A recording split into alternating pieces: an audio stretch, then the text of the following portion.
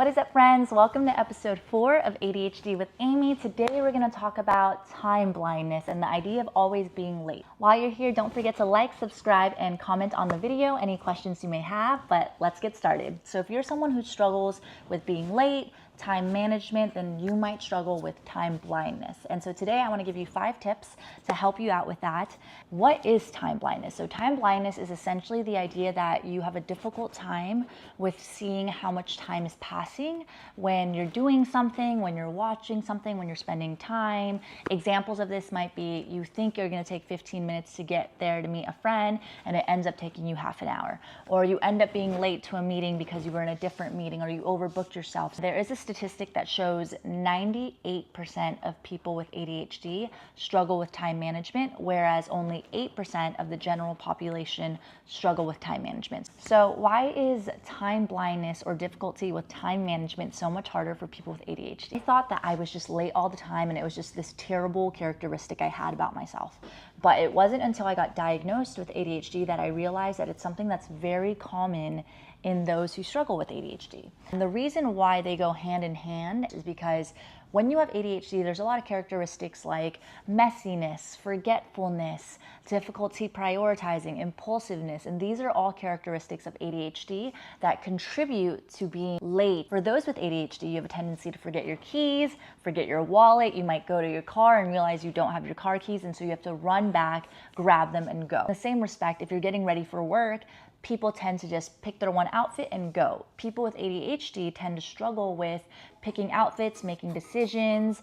They might be messy, and so things might be everywhere and you can't find it or it's lost. So that also attributes to running late. Those with ADHD also don't account for transition times. So the time it takes between activities. And I was the person that scheduled meetings 8 to 9, 9 to 10, 10 to 11. In between, I didn't think about getting from one room to the other. I didn't think about the fact that I would need to use the bathroom, to drink water, and there were things that I just didn't account for, and that's what causes people to be late as well. All right, so diving straight in, these are 5 tips that you can use to help with time management. First is using a timer. As you guys can see here, I have my Apple Watch and I always have the timer easily accessible.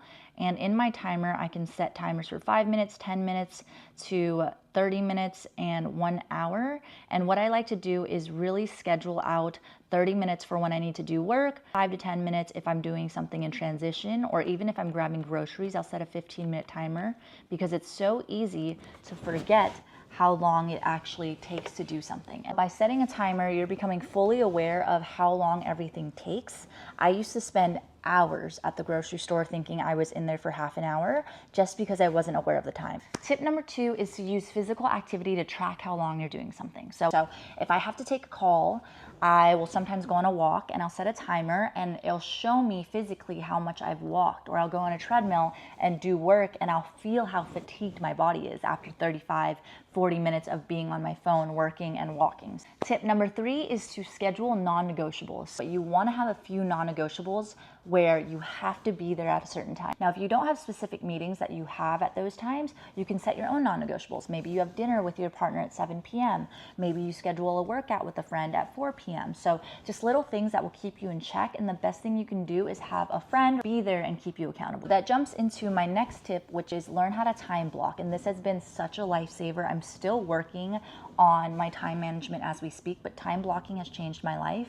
And what I like to do is physically map out my time blocks. So blocking out 3 hours for deep work, 2 hours for a gym session. Blocking out that time in your calendar where you can physically see it helps so much with time management. Last and final tip is going to be prioritization. So I used to have a to-do list for my time blocking. Now I have just 2 items that are my priority for the day.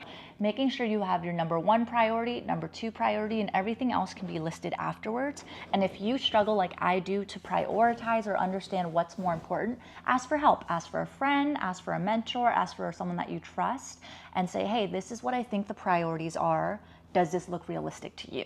That is it for my 5 tips for time management with ADHD. I hope this helped. I'm also a work in progress, so I will update with more tips as I learn and grow in my ADHD journey. But until then, don't forget to like, subscribe, and comment what you want to see next, and I'll catch you guys in episode 5.